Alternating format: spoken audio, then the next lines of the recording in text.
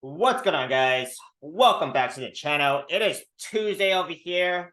Bitcoin, as we speak, is back up above 27K. Will this continue? Will it continue to bring back up a lot of these altcoins? We're going to be taking a look into that. Of course, the main topic in this video will be about Moonbeam, GLMR token. See what's going on in this market. Going to be following up on my previous posts on this market, as well as seeing some upwards and downwards price targets for this coin. I'll be checking out some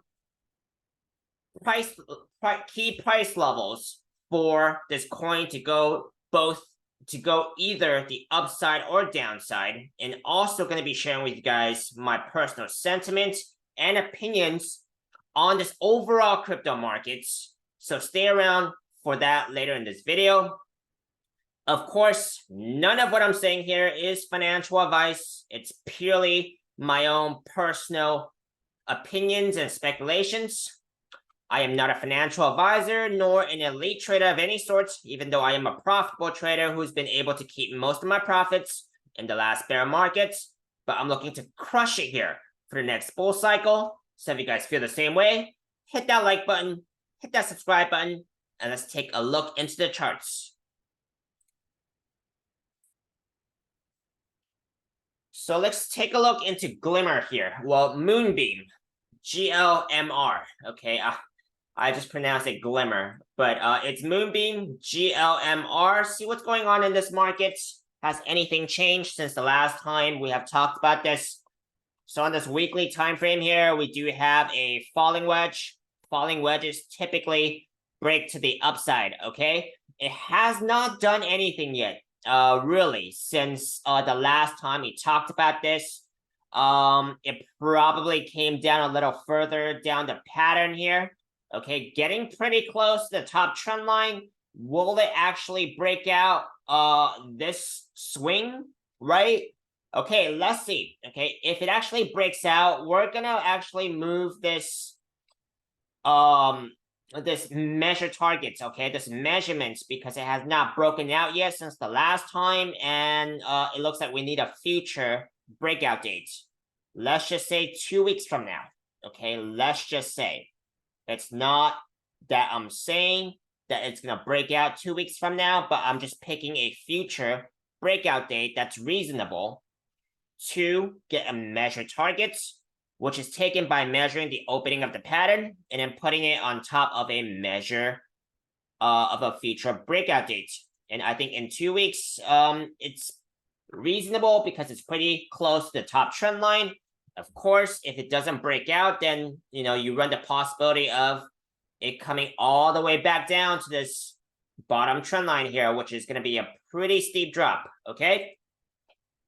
Now, but if it does, the measure target would be about 40 cents. Okay.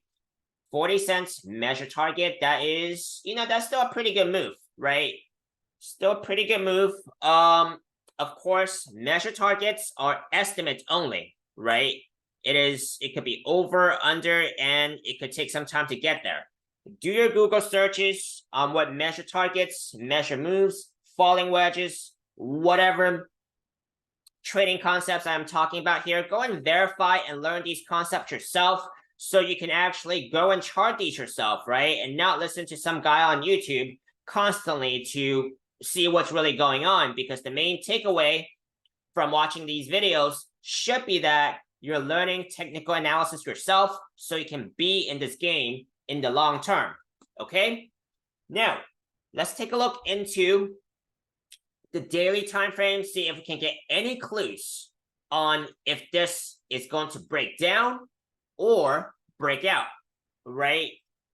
So on this daily time frame here, let's see if we have any kind of pattern that would tell us if this potentially is going to break out or break down.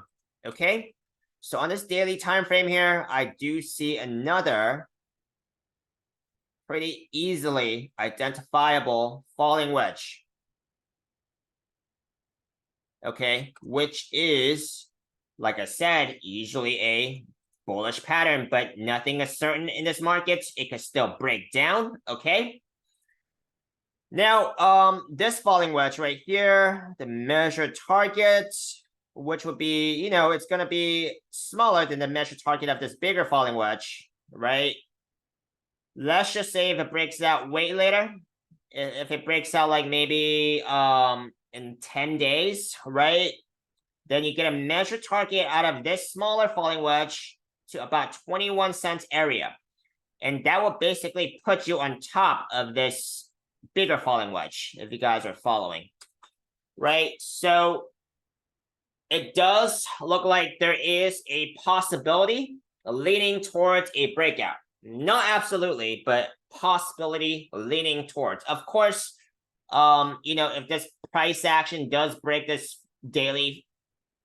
falling wedge on the daily time frame, you might be able to rechart this, right? It does look like you can adjust this bottom trend line quite a bit to still fit a falling wedge or falling channel pattern, right?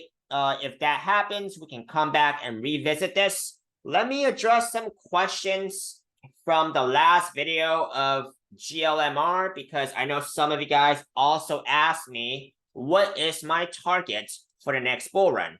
Well, let me be upfront with you, because I am a short-term trader. So basically, I am looking at short-term charts. If it hits these short-term targets, then that's basically what I'm looking for. I'm not really a long-term holder, right?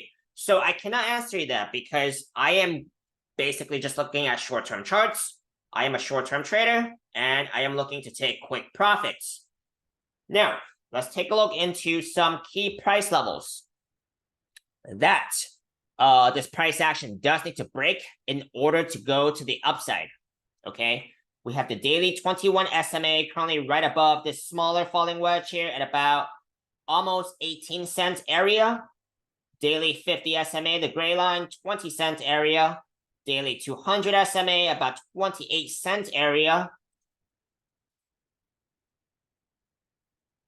Daily 3-day 21 SMA, the blue line here, 20 cent area.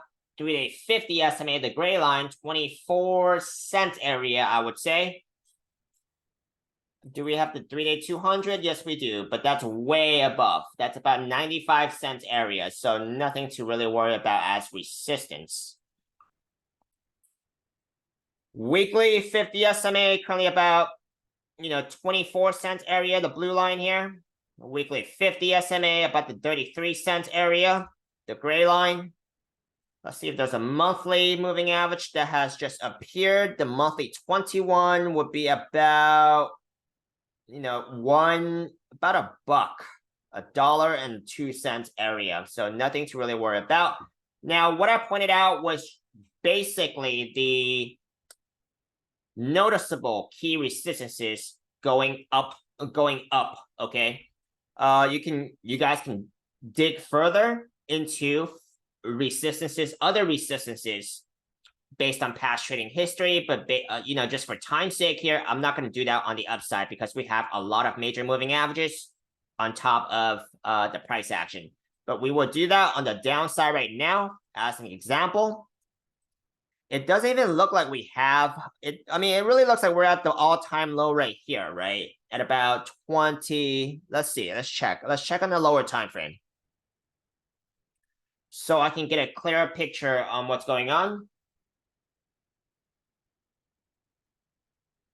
All right, it is lagging a little bit,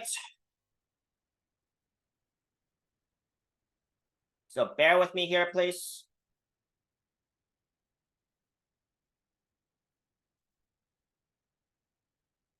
Okay, it is lagging.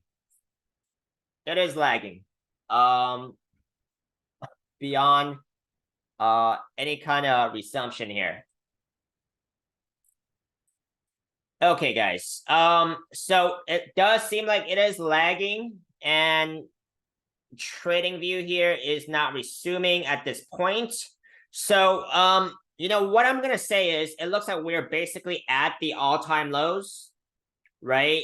So if you guys want to find further support, right? Further support, you guys are going to have to basically go down, assume that the price action will continue down that bigger falling wedge in the weekly time frame, right? And basically estimate the next key support based on that bottom trend line of that falling wedge on the weekly time frame, given that falling wedge stays intact. Okay, that's all I can say because TradingView is not resuming right now, and you know, I will bring you guys an update later on this coin if enough of you guys want to see it. So drop a comment, like, subscribe. It does look like I have to end this video, but I do want to publish it because I don't have the time to redo it. But thank you very much for watching, and I will see you guys later.